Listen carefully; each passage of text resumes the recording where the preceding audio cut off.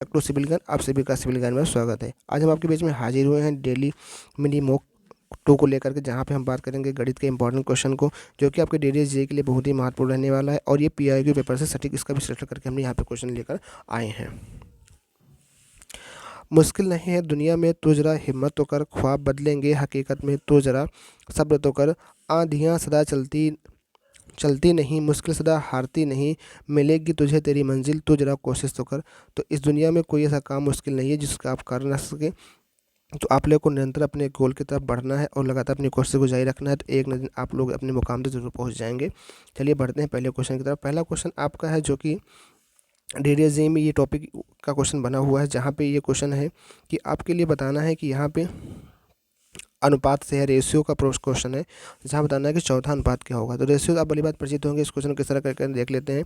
इसको लिखते हैं इससे 11:121 का जो समानुपात होगा किसके बीच में, 33 का और क्या होता है, x का। तो अगर चौथा अनुपात यहाँ पूछा है तो चौथे पद में हम लोग x रख देंगे। फिर यहाँ पे लगता है कि बाह्य पदों का गुणनफल इक्वल टू मध्य पदों का गुणनफल, मतलब कि आपका लिखोगे यहाँ पे कि बाह्य पदों का गुणनफल इक्वल टू मध्य पदों का गुणनफल। तो बाह्य पद में आपका कौन कौन सा है 11 गुणे एक्स इक्वल टू 121 गुणे 33। तो यहाँ से अगर आप लोग एक्स का मान निकालोगे तो क्या हो जाएगा, एक्स इक्वल हो जाएगा आपका 121 गुणे 33 बटा आपका 11। 11 से काट दो 11 बार में, यहाँ जाएगा 11, 11 का 33 से गुणा कर दो, 11 33 हासिल 3, 11 33, 33 3 36। तो 3633 आपका जो आंसर होगा 363 होगा। जो चौथा अनुपात यहाँ पे निकल के आएगा वो आपका आंसर जो यहाँ पे राइट रहने वाला है वो आपका है 363, मतलब ऑप्शन बी आपका हो जाएगा राइट आंसर। तो इस तरीके से अगर आपका कोई क्वेश्चन आता है, जैसे यहाँ पे चौथा अनुपात पूछा था, लेकिन कभी मान लो पूछे दूसरा अनुपात, तो जिस अनुपात को पूछेगा वहाँ पे वैल्यू क्या रख दोगे, एक्स रख दोगे, बाकी सब जगह जो वैल्यू दी होगी उसको रख दिया जाएगा। मान लो पहला अनुपात पूछता तो एक्स इक्वल टू 121 अनुपात 33, तो यहाँ आपको चौथा अनुपात दिया होता है। तो ये 4 अनुपात होते हैं, मतलब 4 वैल्यूज़ होती हैं जिनका संबंध बाह्य पदों के गुणनफल से लेकर क्या होता है, मध्य पदों के गुणनफल के बराबर होता है। तो इस तरीके से आप कोई भी यहाँ पे पद पूछा जाए तो आप यहाँ पे जो है इस तरीके से आप बता सकते हैं कि यहाँ पे कौन सा पद कौन से स्थान पे आएगा। तो इस क्वेश्चन में चौथा पद पूछा गया था, तो आपको इस तरीके से करना था। यहाँ पे ऑप्शन नंबर 2 आपका हो जाएगा राइट आंसर रहने वाला है। जो आपका ऑप्शन नंबर बी यहाँ पे है वो आपका करेक्ट आंसर रहने वाला है। अगला क्वेश्चन है आपका समांतर श्रेणी। समांतर श्रेणी भी आपके टॉपिक में है, तो यहाँ से आपका क्वेश्चन बनेगा, समांतर श्रेणी का क्वेश्चन है। यहाँ पे क्वेश्चन में क्या कह रहा है कि पहले 20 समांतर श्रेणी का योग ज्ञात कीजिए, मतलब 20 पद हैं जिसमें से आपको ज्ञात करना है समांतर श्रेणी का योग, और बताना है कि इसमें दे भी रखा है पहला पद आपका 22 है और उसका जो सारवंतर है क्या है, 11 है। तो अगर इस तरीके से क्वेश्चन पूछा जाए कि तो कुछ अगर इस तरीके से कोई क्वेश्चन फ्रेम होता है, तो यहाँ पे जो फार्मूला आपका यूज होता है वो आपका होता है कि अगर पूछा जाए कि 20 पदों का योग, मतलब 20वें समांतर श्रेणी का योग ज्ञात करना है, तो यहाँ पे होता है n पदों का योग। कोई भी n पद हो सकता है, वो 20 हो सकता है, 30 भी हो सकता है, कुछ भी हो सकता है। उसका फार्मूला होता है n/2 ब्रैकेट में 2a plus n-1 into D.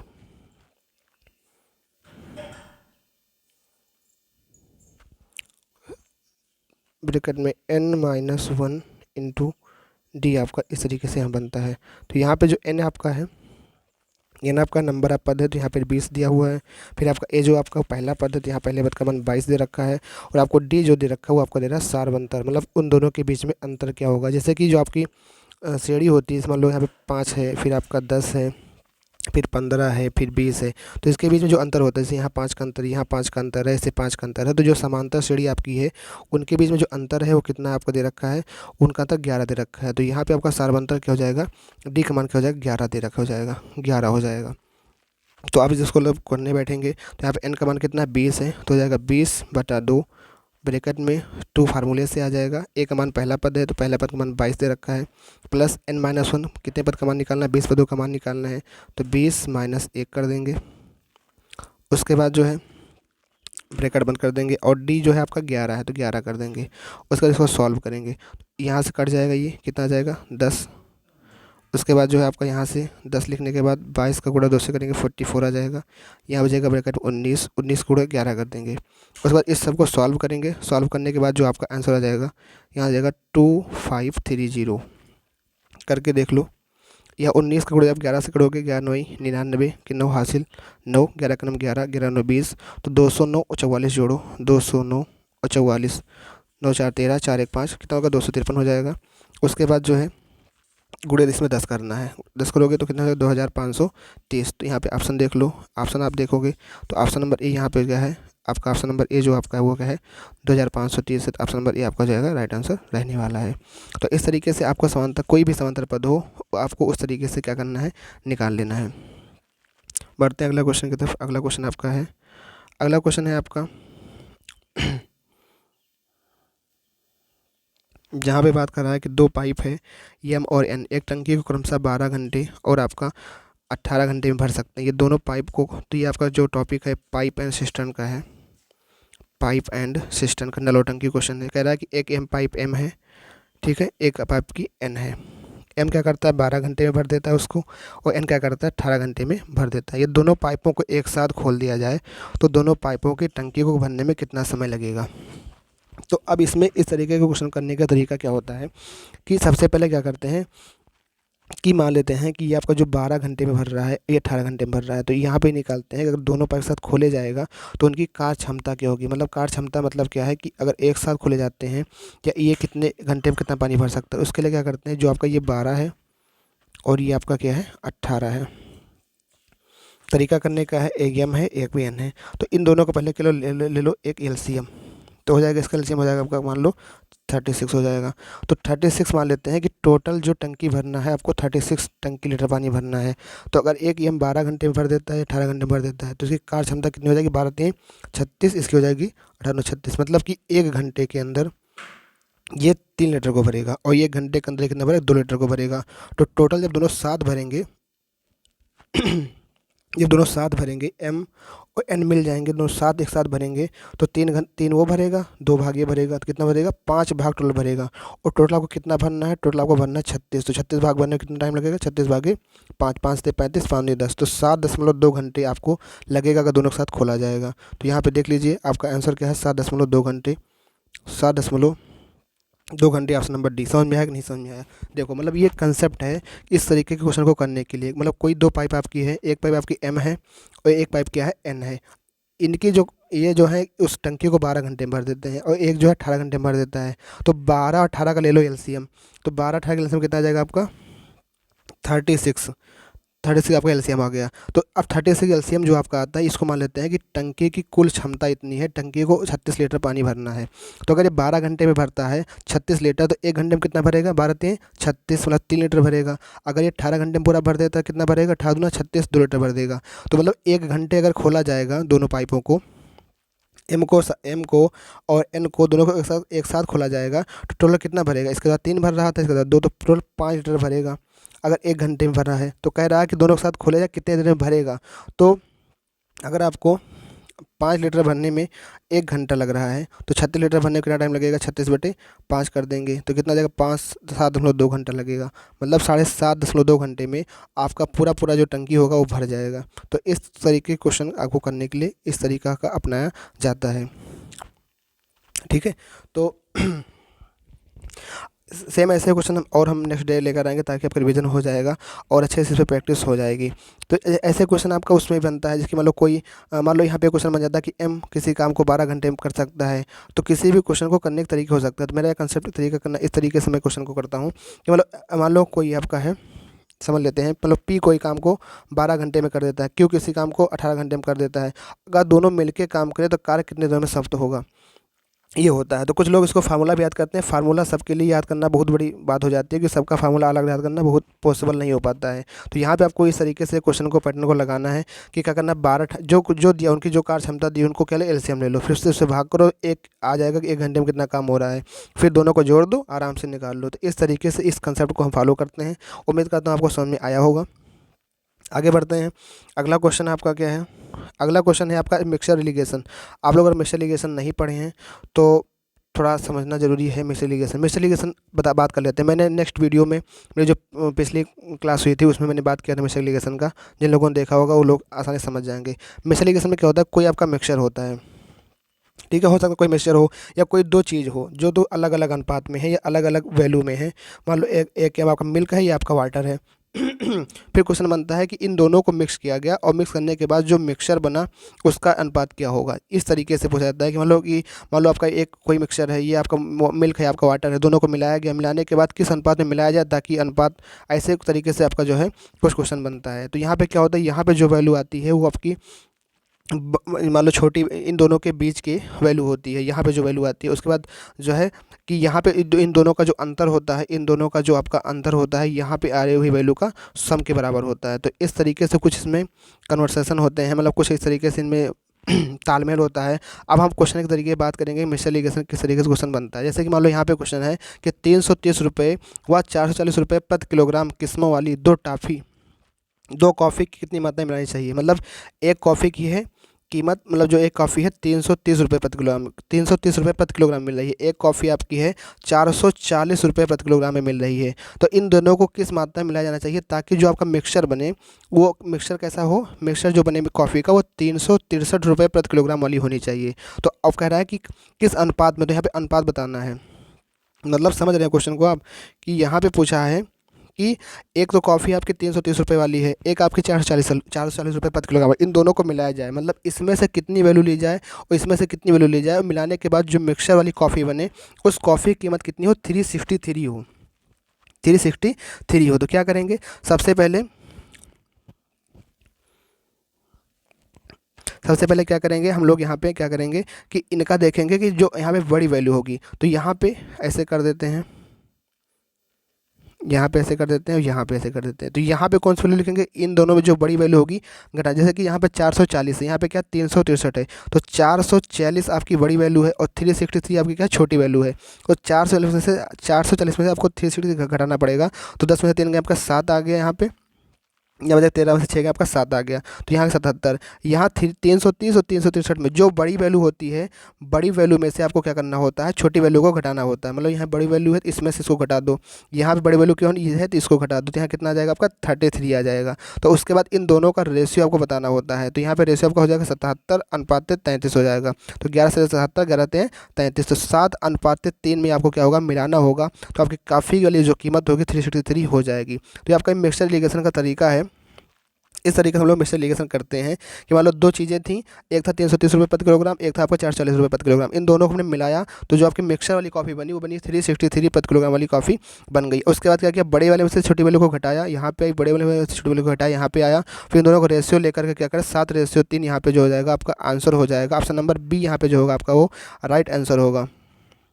तो इस तरीके से आपका मिक्सचर लिगेशन क्वेश्चन लगता है। आगे बढ़ते हैं, अगला क्वेश्चन देखते हैं कि किस टॉपिक से हमने लिया है।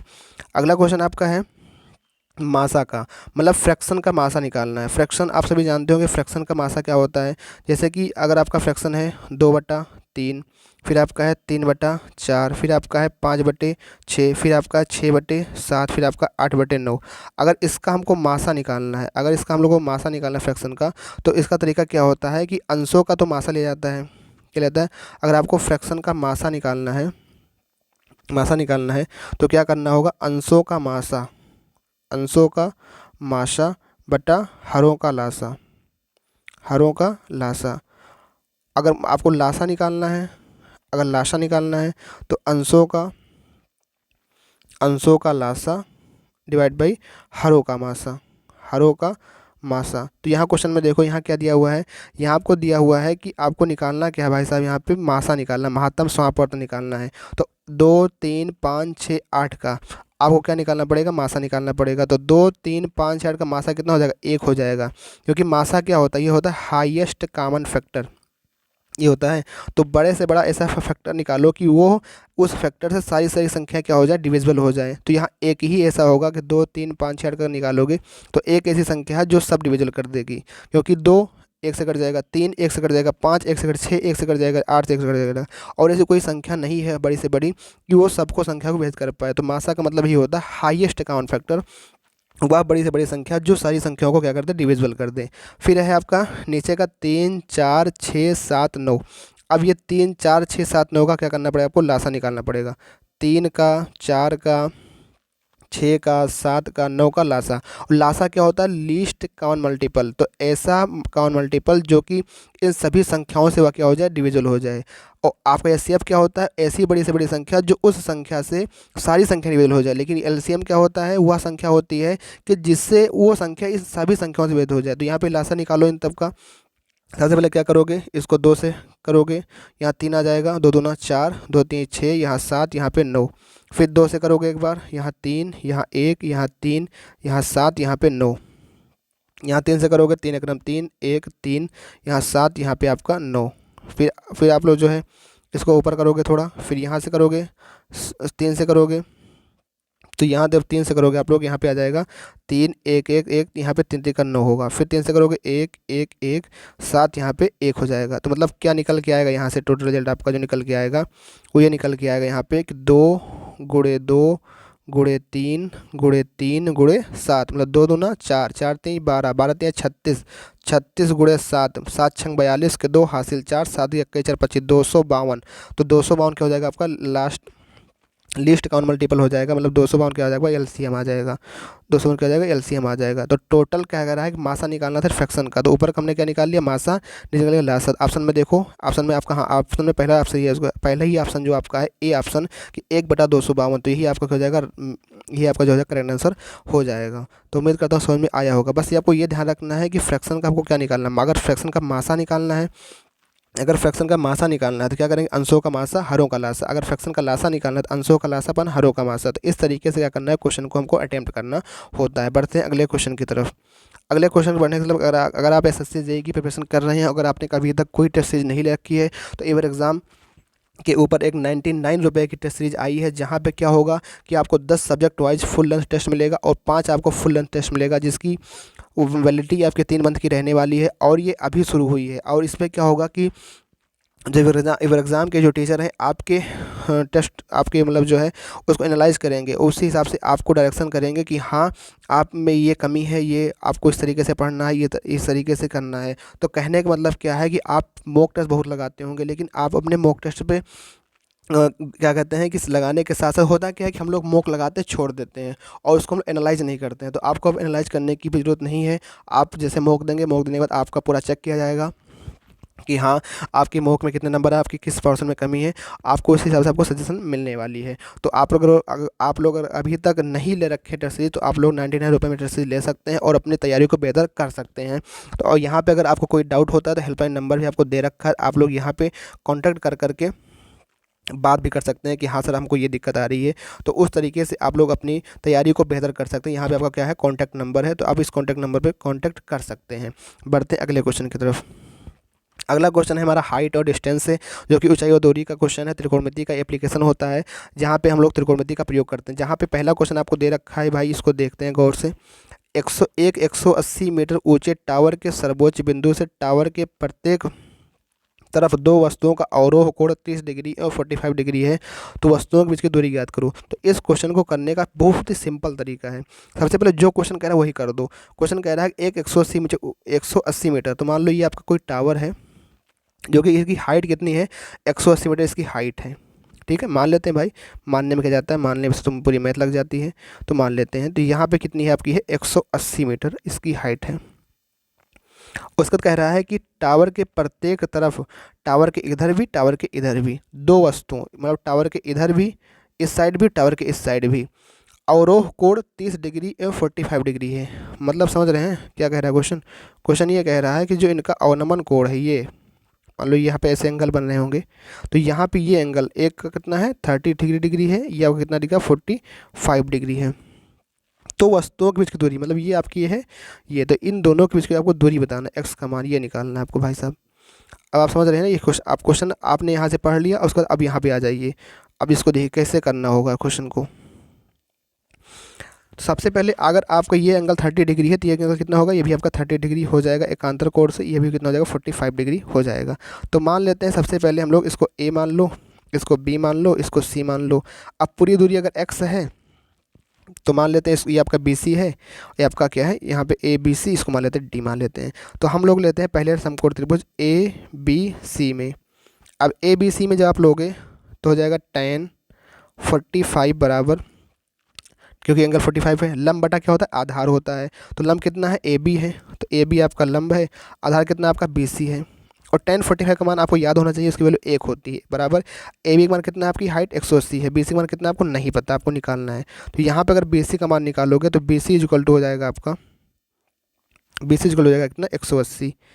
बी सी का मान कितना आ गया, 180 आ गया। अब आ जाते हैं दूसरे ट्रायंगल की तरफ। अब इस ट्रायंगल की तरफ आ जाओ।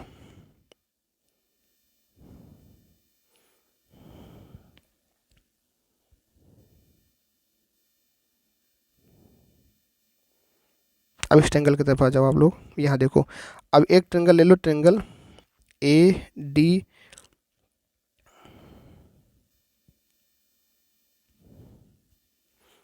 ए डी बी में, ट्रायंगल ए डी बी में लोगो तो यहाँ पे टेन कितना बन रहा है, टेन 30 डिग्री बन रहा है। टेन 30 डिग्री को अगर लंब बटा आधार, लंब कितना आपका 180 है, आधार यहाँ पे डी बी है, बी डी है, बी डी रख दिया। टेन 30 में कितना होता है, 1/√3 होता है, 1/√3 होता है, बराबर 180/BD।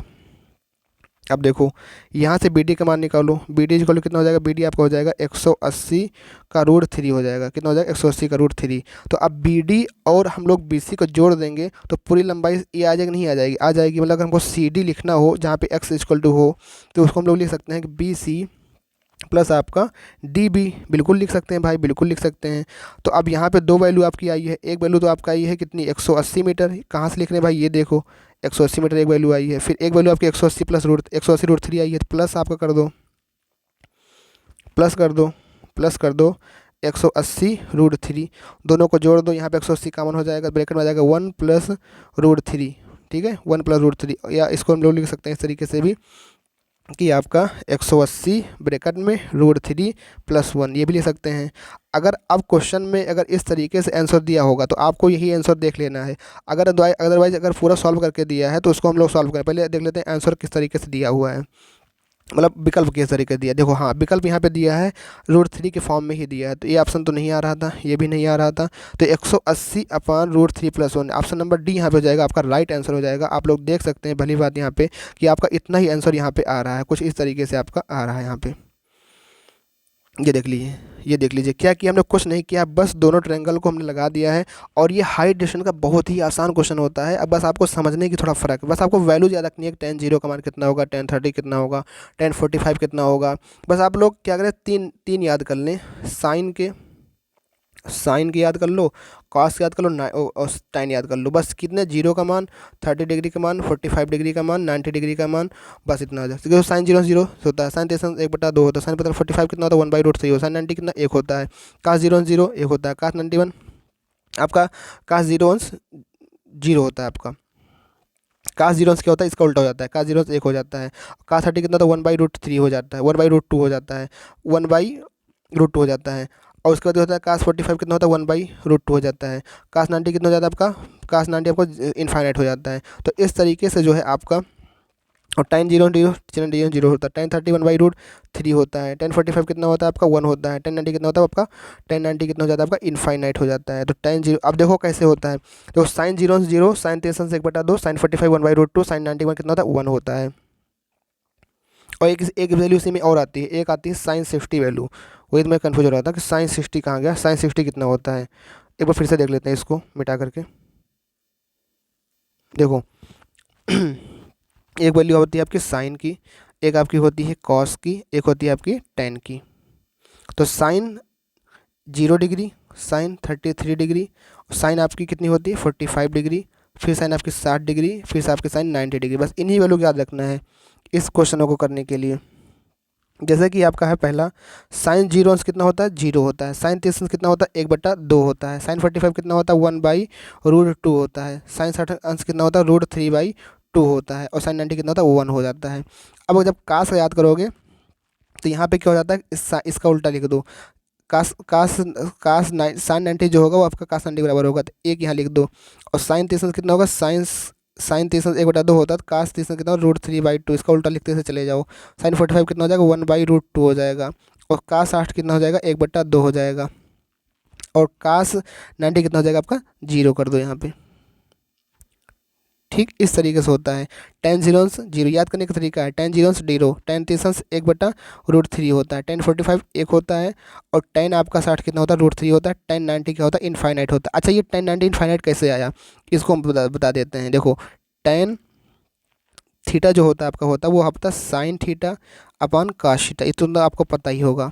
अब उसके बाद 1090 क्या हो जाएगा, वो हो जाएगा आपका साइन 90 डिवाइड बाई कास 90। अब यहाँ देखो साइन 90 का मान कितना है, साइन 90 का मान कितना, 1 है। साइन 90 कितना आपका है भैया, 1 है, और कास 90 कितना, 0 है। जब 0 से किसी को भाग करते हो आपका इनफाइनाइट वैल्यू ही आती है। तो इसीलिए आपका जो है इस तरीके से आपका यहाँ पे कास 1090 कितना होता है, इनफाइनाइट होता है। तो ये वैल्यू अगर आपको याद रहेंगी तो आप आसानी से त्रिकोणमिति इन क्वेश्चनों को कर पाएंगे। तो ये जो ये जितने भी क्वेश्चन होते हैं, बस अगर वैल्यू आपको याद है तो आप आसानी से क्वेश्चन को कर सकते हैं, इसमें कोई दिक्कत नहीं रहने वाली है। उम्मीद करता हूँ कि आपको ये समझ में आया होगा। बढ़ते हैं अगले क्वेश्चन की तरफ। अगला क्वेश्चन हमारा है द्विघात समीकरण से। द्विघात समीकरण भी आपके एग्जाम में आएगा, ऐसी तो वो बात नहीं है, द्विघात समीकरण भी आपके एग्जाम में आने वाला है, क्योंकि ये टॉपिक आपको दे रखा है। तो देख लेते हैं क्वेश्चन क्या कह रहा है। क्वेश्चन कह रहा है कि द्विघात समीकरण, सबसे पहले द्विघात समीकरण करने से पहले एक चीज़ बता दें आपको, तो इसमें एक होता है अल्फ़ा प्लस बीटा, एक होता है भैया अल्फ़ा प्लस बीटा, एक होता है अल्फ़ा इंटू बीटा। भैया ये अल्फ़ा क्या है, अल्फ़ा प्लस बीटा को हम लोग कहते हैं मूलों का योगफल, मूलों का इसको योगफल कहते हैं। और अल्फ़ा इंटू बीटा क्या कहते हैं, मूलों का गुणनफल कहते हैं। क्या कहते हैं, मूलों का गुणनफल कहते हैं। तो ये जो बराबर होता है ये होता है -b/a। अभी आप लोग कहेंगे माइनस बी क्या है, और माइनस, और ये होता है c/a। जैसे कि अगर आपकी कोई इक्वेशन है x² plus B X plus C is equal to 0, तो इसको हम लोग तुलना करते हैं ax² plus B X plus C बराबर 0 से। तो यहाँ पे मूलों का योगफल कहता है कि -b मतलब क्या, माइनस तो रहेगा, b का गुणांक कितना है। अगर हम इस क्वेश्चन में कहें बी एक्स यहाँ पे है तो बी का गुणांक कितना है, एक्स है, तो एक्स हो जाएगा। एक गुणांक कितना आपका x² है, तो मतलब इसका गुणांक होता है यहाँ पे, ये गुणांक की वैल्यू आती है। तो इस तरीके से आपका जो है यहाँ पे x² जो गुणांक होगा यहाँ पे आ जाएगा। तो c क्या होगा, c की वैल्यू हो जाएगी a का गुणांक हो जाएगा। तो ये होता है अल्फ़ा प्लस बीटा का योग। तो इसी तरीके से आपको ये क्वेश्चन आपको बताना है, ये क्वेश्चन आपका जो है इसी तरीके से है।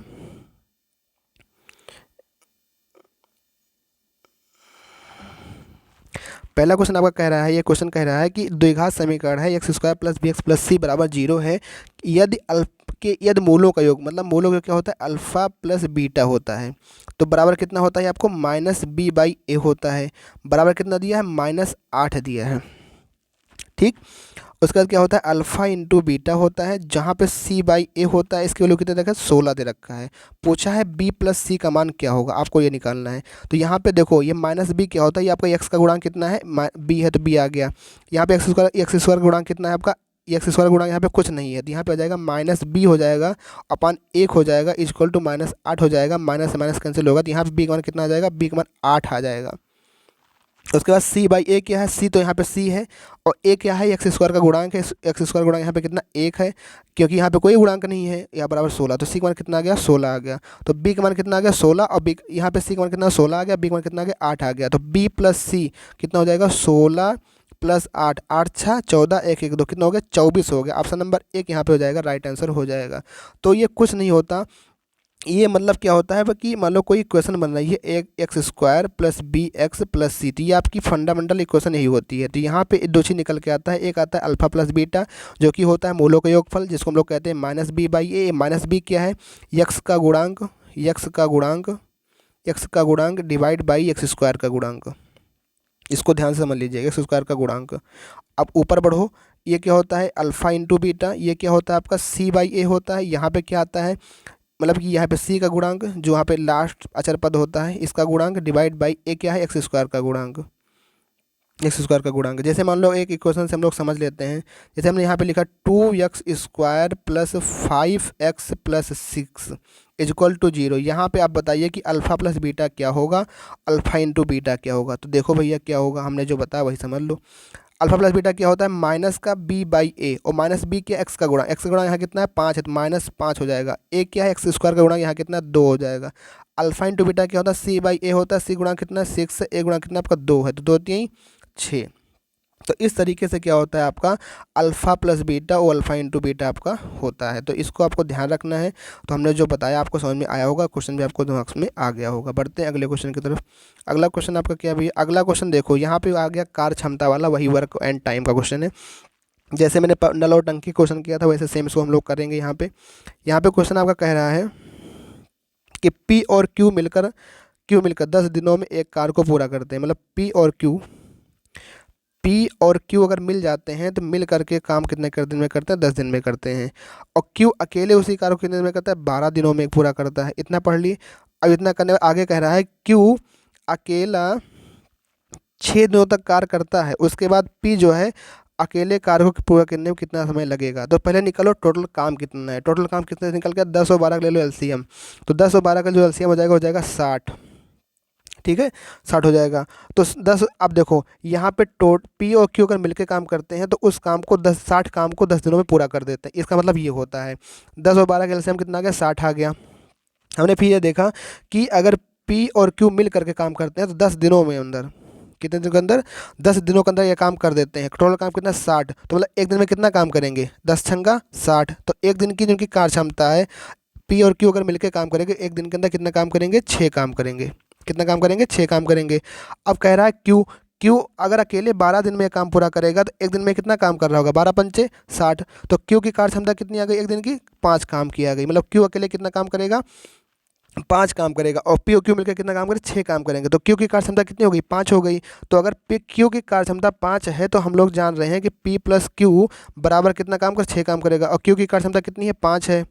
अगर क्यू की कार्य क्षमता 5 है तो यहाँ से अगर पी की कार्य क्षमता निकालें कितनी है, 1 आ जाएगी। मतलब पी क्या कर रहा होगा, एक दिन में एक ही काम तो कर रहा होगा। और क्यू कितना काम है, 5 काम। तो दोनों मिलकर कितना करेंगे, 6 काम करेंगे। तो इतना समझ में आया कि मतलब आपकी जो पी की कार्य क्षमता है वो कितनी है, 1 है। और क्यू की कार्य क्षमता कितनी है, 5 है। टोटल काम आपका कितना है, टोटल काम आपका 60 काम है। तो क्वेश्चन क्या कह रहा है, हमने कार्य क्षमता अलग अलग सबकी निकाल ली।